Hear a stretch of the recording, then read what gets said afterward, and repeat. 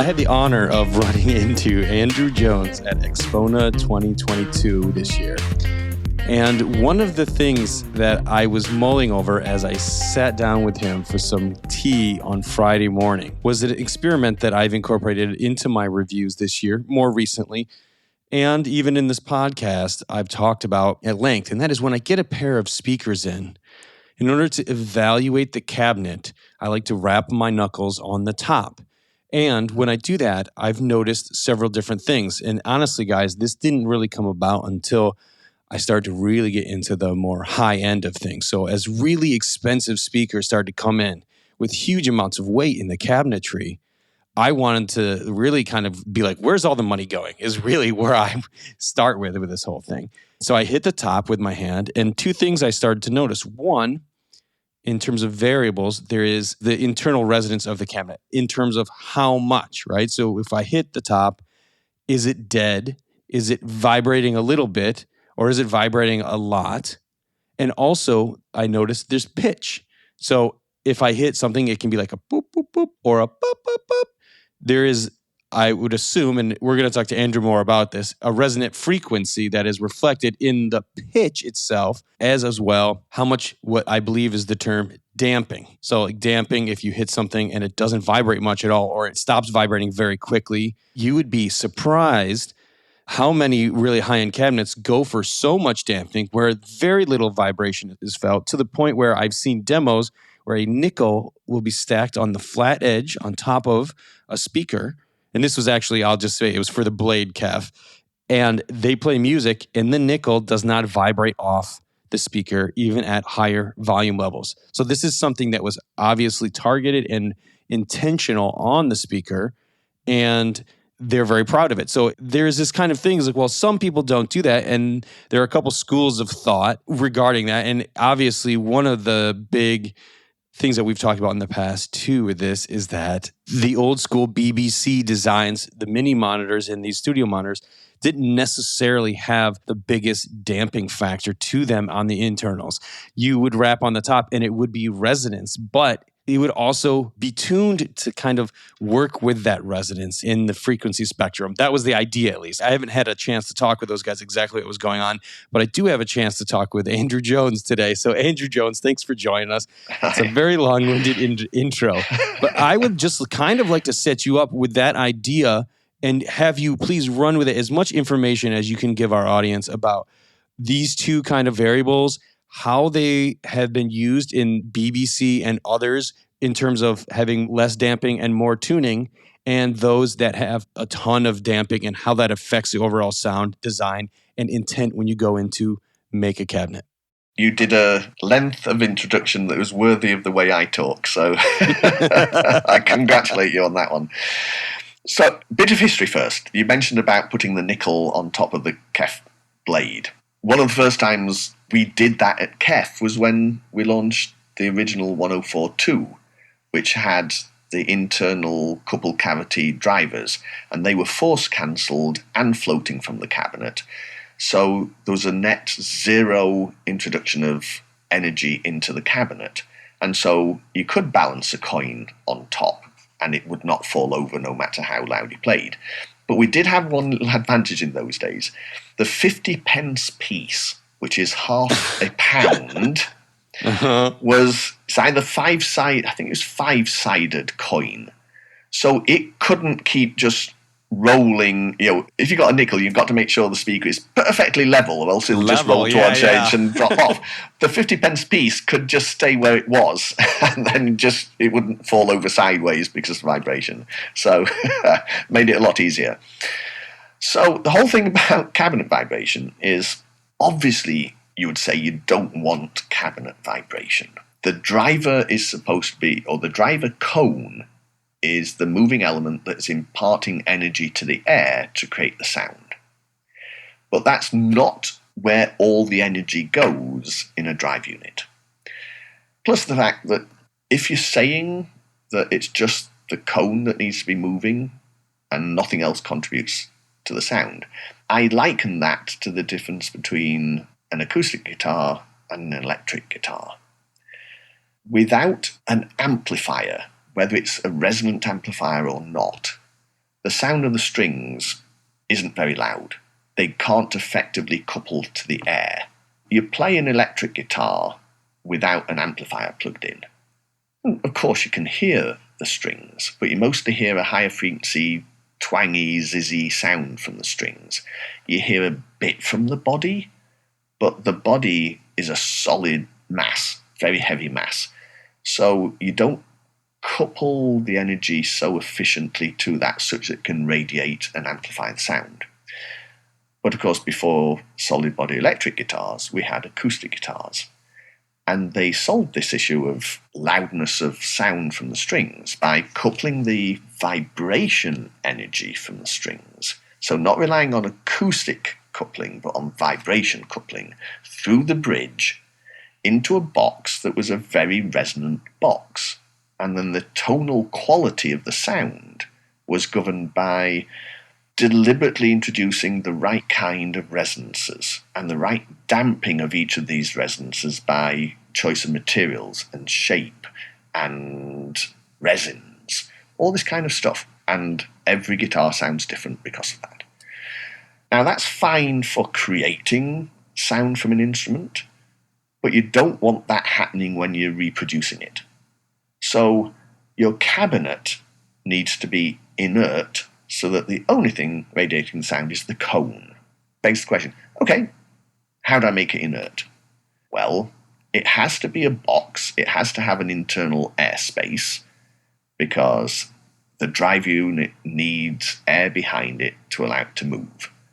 Just like if you take a bicycle pump, you can pump it as long as the air is flowing in and out, but you put your finger over the end and try and push the plunger down. It doesn't move because air becomes stiffer and stiffer exponentially as you try and reduce the volume that you're compressing the air into. That happens in a cabinet. So you put a drive unit that's got a free air resonance of, say, 30 hertz. You put it in a cabinet, air has got an effective stiffness acting on the back of the cone, raises the resonant frequency. So that resonant frequency determines the low frequency response to the speaker. So a speaker in a small box is never going to go as low unless you do other things that reduce the efficiency. It won't, all the things being equal, the smaller the box, the higher the resonant frequency, the less bass. So you need a certain amount of air volume, and that air volume creates its own problems to begin with. Just like playing a speaker in a room, you get standing waves, acoustic standing waves. Well, the air inside the cabinet will do that as well. It's a bounded space, and you'll get standing waves inside the box. So you put foam or cotton or something inside there to try and absorb those. Very often, the major form of this coloration that comes from a speaker cabinet is not due to the acoustic energy that's inside, that may even then couple vibrationally into the cabinet. It's the vibration energy that's produced when you try and push the cone. So you've got a coil in a magnet, and the force to act on the cone actually is acting between the coil and the magnet. Imagine two of you on a pair of roller skates or ice skates. You push on each other. You both move, not just one of you. The force is between you. The lighter person moves faster and, as a result, further than the heavier person. Then you take a gun. You put an explosive charge on. It acts between the barrel of the gun and the bullet. The bullet, being very light, moves with very high velocity in one direction. But there's an equal force of kickback into the rifle. So you have to hold the rifle steady and absorb that shock with your body. So same thing is happening in a speaker cabinet. That reaction force onto the magnet, which is held by the chassis to the cabinet, which is a relatively thin-walled box, let's say, especially with lower-cost speakers, is going to impart all that force, all that energy mechanically into the cabinet, and then cause all the panels to resonate, depending upon their dimensions, their material, and let's say, likening it back to the guitar, the resin in the wood. You've also got each panel is not a free-floating independently vibrating panel, it's structurally confined all the way around its edges by the panels adjacent to it. So you've got a natural vibration pattern of a panel modified such that it's got new constraints put on it, and energy in one panel will couple into another panel and so on. So you've got this hugely complex to analyze resonant system that's being excited every minute music is playing. Once that panel vibrates, it acts now like the cone does. It couples that energy to the air and radiates. And the question is, what is the magnitude of that radiation compared to the radiation from the cone? And it's highly resonant depending on how you design the panels. What is the magnitude of that resonance compared to the cone? So is it very audible or is it moderately audible? Can you get away with it? What is the sound character of it? And you definitely don't want it there. You put cello music on and you go, well, the resonance is around the same kind of resonance as in a cello. That's okay. But you don't want the voice to sound like a cello. So you must remove them. So how do we remove them? And what is the nature of those resonances? Well, first of all, over what frequency range are those resonances? And how do I test for them? And as you say, you go and knock on the top of the speaker or the side. So instead of just knocking on the top, knocking on the sides and the back, and you hear a different tonality from each panel. And so you could say, that's a good test. Why don't I just find some way of hitting the side of the box and measuring either the acoustic output from that, or as some people do, they tape an accelerometer or contact transducer onto the panel and measure the frequency response of those resonances. Now, the knock test, although it seems obvious, doesn't excite the box in the same way as the energy reaches them, because the energy is coming through the chassis, through the front panel, to then couple into those other panels. You are never putting energy directly into that one panel. And although you're knocking on it and it's still coupled to the panels, the source of the excitation is different from what is actually happening.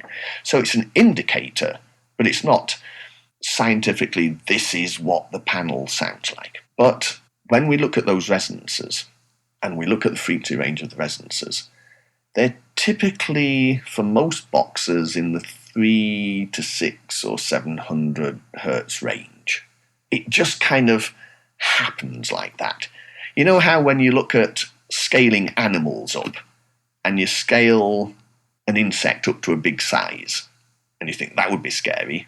Well, fortunately, it can't survive if you scale it up like that, because the strength of the organic materials won't support the weight and stuff like that. So materials used in speaker cabinets. Typically, as you make a smaller cabinet, you have a thinner cabinet, right? It's smaller, you want it to be cheaper, and you just find the combination of area of the piece of wood with the typical thickness you use, no matter how big the cabinet seems to be, it always falls in that 3 to 600 hertz region, broadly speaking. How do you push it up? You can stiffen it up and stiffen it up. What does that do? Theoretically, if you're only increasing the stiffness, then you're moving the resonances upwards. How high can I move them? Can I move them outside of the range over which I have excitation force? It doesn't matter if they resonate at 5,000 hertz if you're only operating up to 2,000 hertz, broadly speaking, because they'll never get excited. Can you move them up that high? No, not with any kind of known material of just a panel. And very often you can increase the stiffness of an existing panel by making it thicker. But in doing so, you also add mass. So increasing stiffness raises resonant frequency, but increasing mass reduces it. So the question is, for a given increase in thickness, do they exactly cancel out, that the increase in stiffness is matched by the increase in mass, so the resonant frequency stays where it is? Or does the increase in thickness cause the stiffness to improve at a faster rate than the increase in mass? And typically, increasing stiffness is it's a higher order of improvement versus increase in mass.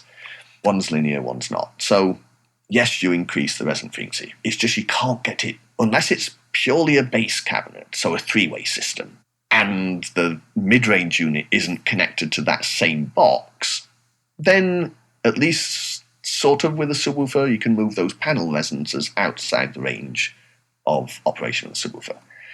But typically in a two-way system, you can't.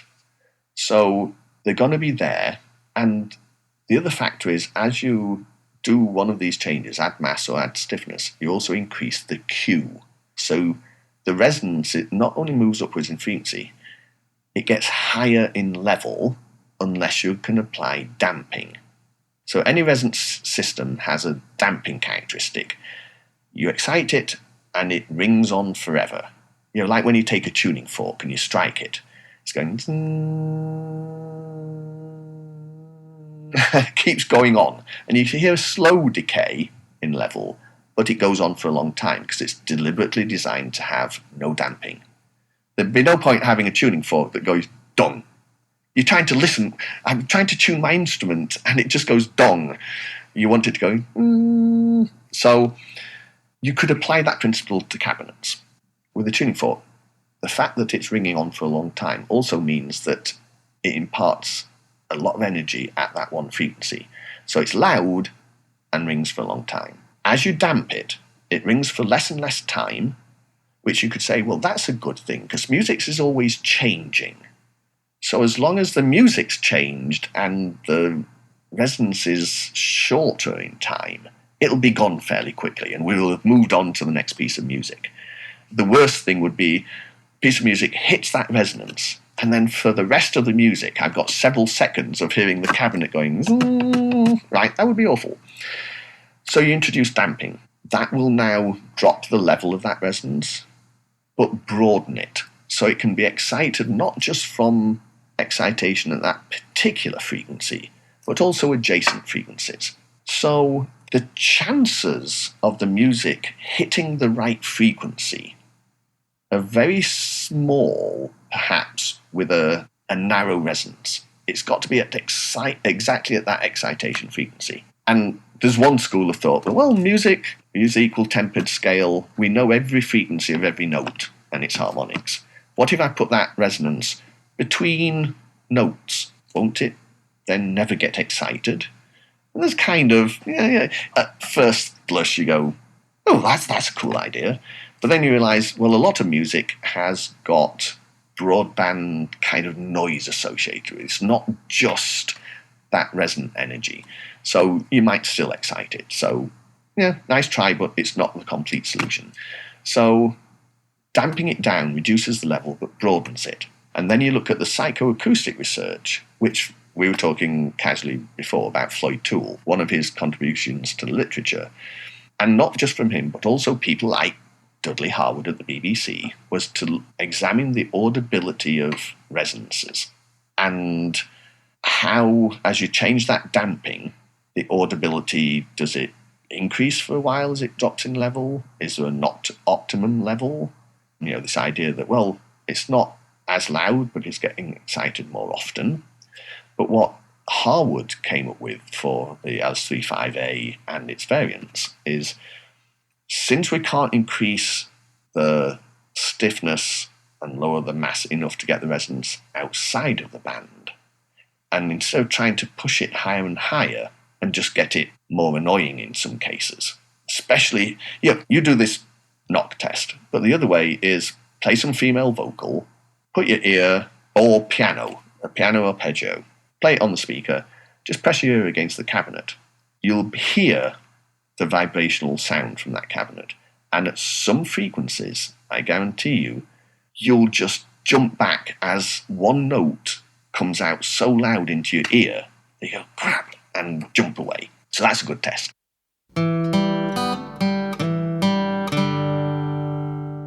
Today's episode of the Occasional Podcast is sponsored by INNUOS. INNUOS is a European audio brand that develops high-fidelity digital music players that are transforming the way we listen to music. Every nuance and detail is revealed, allowing one to experience their music like never before. Enjoy your own library of CDs and high-resolution files, and access all the content in the world through streaming service and internet radio. All at your fingertips through an exceedingly simple user interface on a mobile device. Visit INNUOSdotCOM to learn more. That's INNUOS.com. Today's episode is also brought to you by one of the originals in high-end audio, Purist Audio Designs. Purist Audio Design made the first fluid-shielded audio cable over 35 years ago and still makes them today right here in the US. For over 35 years, Purist Audio has connected you to the music. They passionately make high-end, high-crafted audio cables designed specifically to the needs of your system. They list their specs, such as resistance and shield quality, and you can find them at PURISTAUDIODESIGNdotCOM. Purist Audio Design is veteran-owned and available worldwide.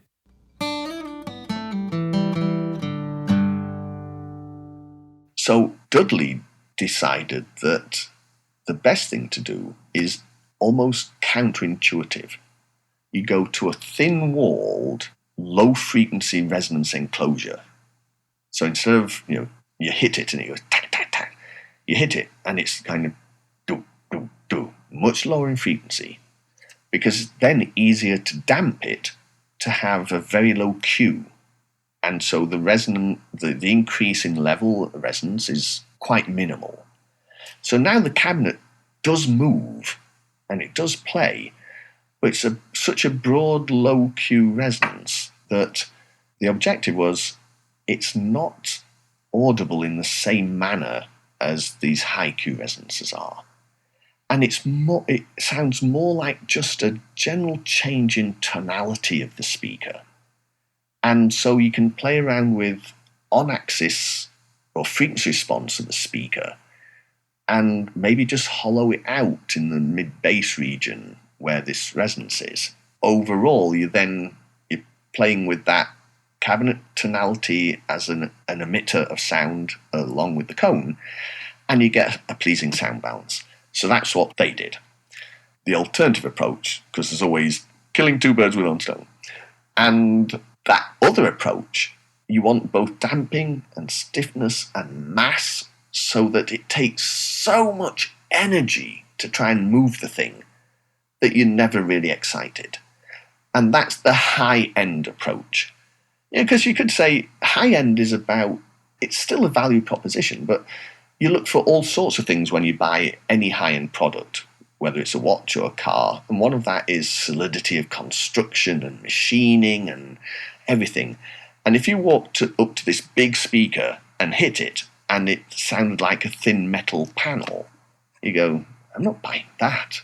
But if you hit it and it hurts your knuckles, and you hear nothing as you hit it except the sound of your knuckle, that gives you confidence. So that's the other approach. There is a third approach, which is, why on earth am I letting energy get into the cabinet in the first place? Think of a car riding on a road. If you used steel wheels and no suspension, then every bump would come straight through to you. What you do is try and stop it getting through to you. You've got air in the tyres, so you've got certain stiffness separating you from the road. And we all know low-profile tyres pumped up to high pressure. Those cars, they stick like glue to the road, but they feel very uncomfortable because you start to feel every bump. And with race-tuned suspension, you've also got the suspension that isolates the wheel from the car body, and you have to play around, and then you've got the dampers around the coil springs. You can't just have no dampers. You see in old cars where clearly the dampers have gone because the car's kind of floating down the road. So you have a combination of the spring stiffness and damping set up optimally.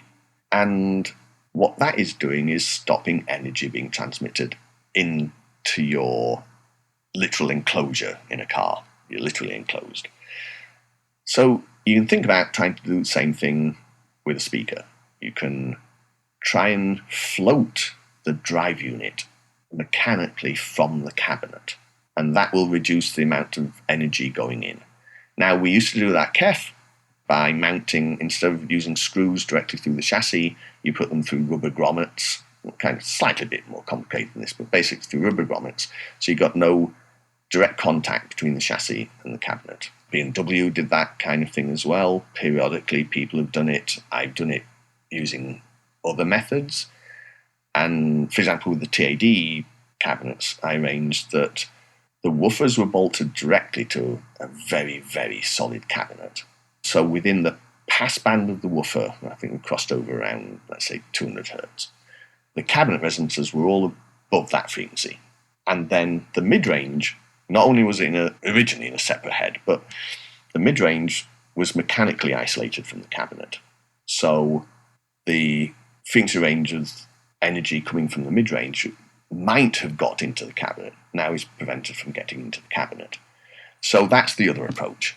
And sort of if you use that approach and you hit the cabinet and you heard a noise from the cabinet, you go, oh, this cabinet is not so good. That's not as good as I expected at this price point. Sort of doesn't matter because I haven't let energy go in, but you can't tell that. And that's why I say you hear something about the cabinet behavior, but you knocking on the top or the side is not exciting it at the point to which energy gets in. And so if you were actually to knock on the frame of the mid-range unit that is isolated, you'd hear nothing from the cabinet. So what you're saying is a better test would be to punch the driver directly with my fist. Yes.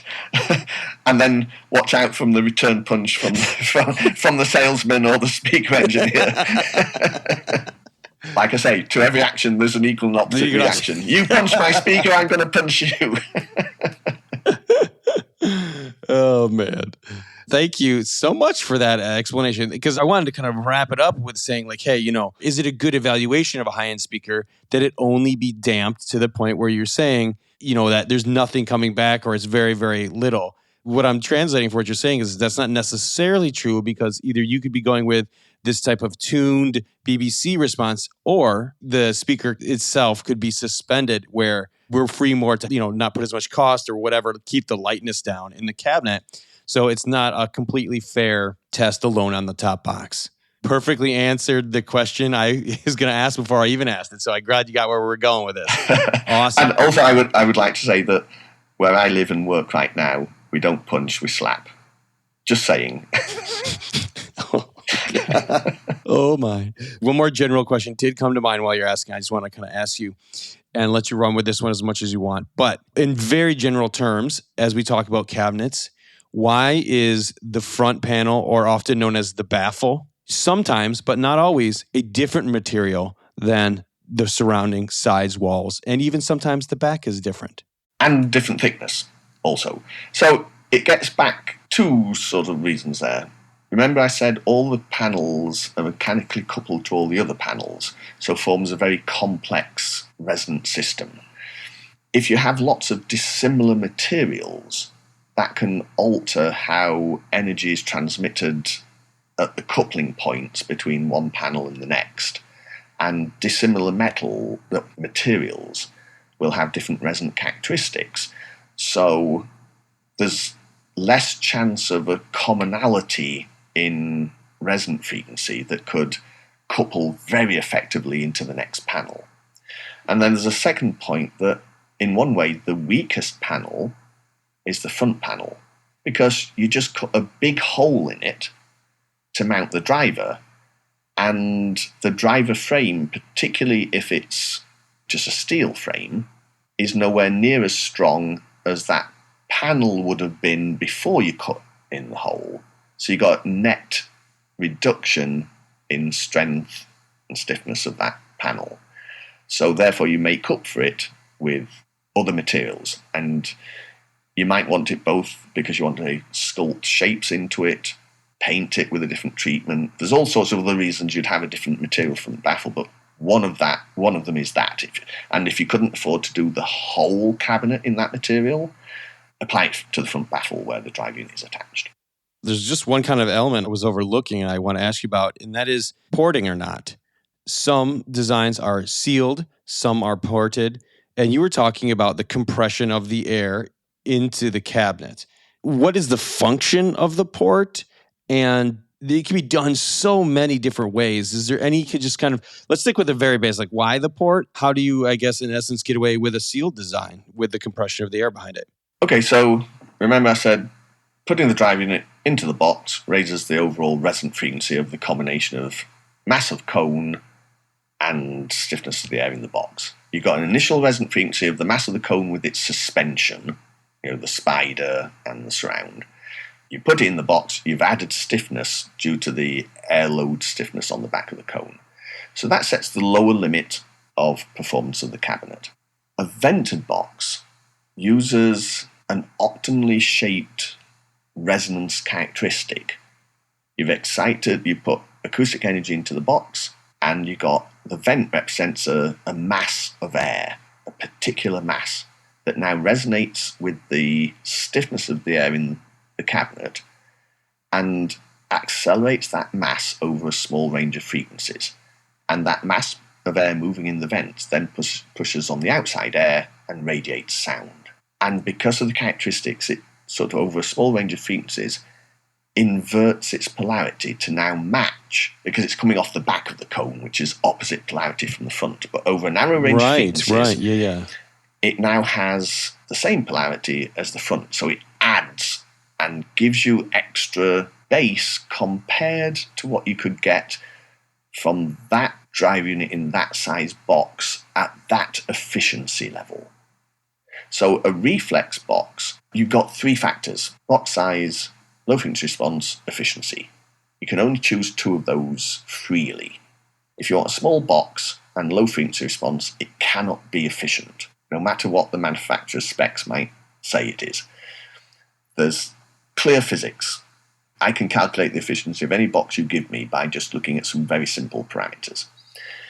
Now, that relationship can be doctored a bit in that in that relationship there's an efficiency constant factor, which is higher for a vented box. So for any efficiency and size of box, I can go lower with a vented box than I can with a closed box, down to a certain frequency, after which that inverts, because the trade-off is a vented box rolls off faster below that cut-off point. So I can move that cut-off point lower than in the closed box, but it rolls off faster. So ultimately, at very low frequencies, the vented box will have less output than the closed box. And so you play these games. If I want a lot of apparent bass, I'll go for a reflex. If I can get away with relying on room gain and room resonances at very low frequencies, then the closed box will be exciting it at the very low frequencies, exciting the room more than a vented box, and give apparent bass extension. So sometimes when you see frequency response claims of a loudspeaker, a small box, and it's saying, goes down to 30 hertz, what they mean is if I put it the right way into a room and use room reinforcement and resonances in the room, I can get apparent output at 30 hertz. The problem with that is there's no standard for that. So you can't compare one manufacturer's claims against another. If you do the so-called anechoic response, then at least you've got a basis for comparison. But nonetheless, that's what happens at low frequencies with a vented box. There's another factor that, if you look at the time response of a speaker, the faster it rolls off, the longer, if you put an impulse in, the longer it takes to die down. So you can say, well, its time response, which we feel matters, is worse. And so it's claimed that, vented box is a slow response. And the reality is, anyone who listens to the apparent difference between a vented box and a closed box is never listening to the purity of the argument they're making, that mathematically it rings on forever. There are all sorts of other factors that they're hearing that are altering their impression of what they hear. And I'm not saying they're not hearing something. I'm just saying that what they're attributing back to is not that simplicity of the impulse response of the closed box.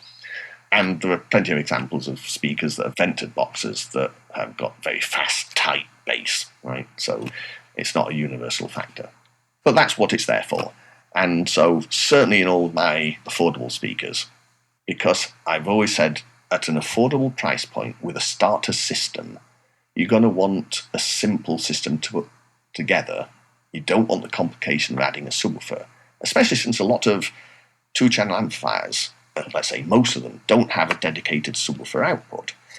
And because of that, they don't filter off the low bass from your bookshelf speakers. So when you add a subwoofer to that system, you're still putting all the bass energy still into the bookshelf speakers. So they're still overloading at the same point they did before. It's just when you play at levels below that maximum level, yeah, the subwoofer is giving you an extra octave, but you can't play it any louder than you could before you added the subwoofer. So I want, with a low-cost system, to avoid that complication and say, if you lose all the bass from your music, it has a strong impact on your perception and enjoyment of that music, particularly with modern types of, I sound old, with all this modern music. So, and you hear it on your headphones, and you hear it in the car. You're not going to be able to hear it at home. So I designed my speakers where I deliberately give up efficiency for that size of cabinet to get bass extension. And then using a vented box gives me that extra efficiency factor to go even lower than I could with a small, a low efficiency closed box.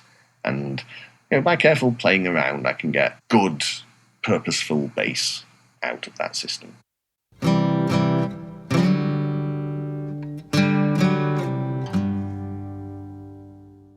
Today's episode of the Occasional Podcast is brought to you by ZUAUDIO, waging a revolution in American hi-fi since 2000. ZU's responsive, highly efficient loudspeakers pack massive tone and shove to bring recorded music to life like never before. And ZU cables bring the same. Check out the Union 6 and Union 6 Supreme and get a first look at the upcoming Definition 6 at ZUAUDIO.com. That's ZUAUDIO.com. Today's episode is also sponsored by SCHIITdotCOM. SCHIITdotCOM designs and builds audio components in California and Texas. Based in Valencia and Corpus Christi, their wide line of amps, DACs, and audio accessories fit any budget, starting at $49. For a full rundown of all their products, visit SCHIIT.com or stop by their retail store in Old Newhall, just north of Los Angeles. That's SCHIIT.com.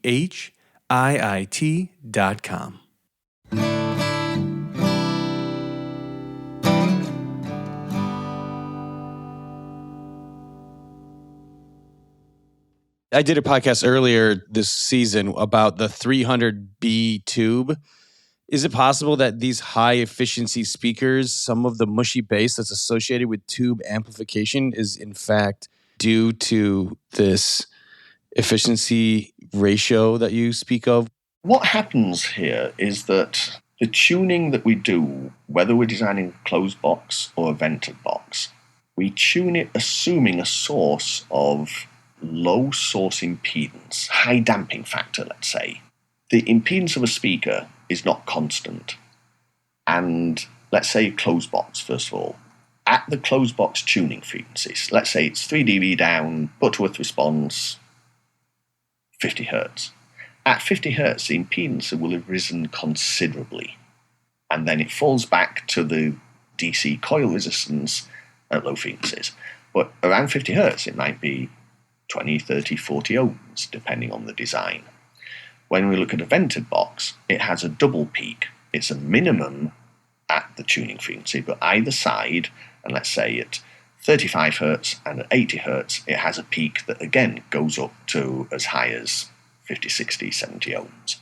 But we know the frequency response is what we designed it. It's designed by driving with what we call a voltage source, a high damping factor amplifier, we get that frequency response from the speaker that we've designed it to have. And the fact that the impedance is rising doesn't matter. It's supposed to be there, and it all works nicely. And all it means is it's not drawing much current at those impedance peaks. So surprisingly, it's very, very, technically, it's very, very efficient at that point. It's just we can't make use of that super high efficiency. We take a tube amp. Nearly every tube amplifier has got a low damping factor, and especially the ones that eschew the idea of large amount of overall negative feedback. They might have, I don't like using really the word damping factor, it's a bit technically restricted, but you assume, let's say, it's notionally an 8 ohm load, a damping factor of 2 would mean that the source impedance of the amplifier is 4 ohms. Now, when I say source impedance, it's as though I took my amplifier, connected a 4 ohm resistor in series with it, and then connected it to the speaker. That's sort of what's happening, except it's not a real resistor that's dissipating power. It's a virtual resistor, but it has the same effect as putting 4 ohms in series with your speaker. Now, you'd never use cables that have 4 ohms of resistance, but this is effectively what these low damping factor amplifiers are doing.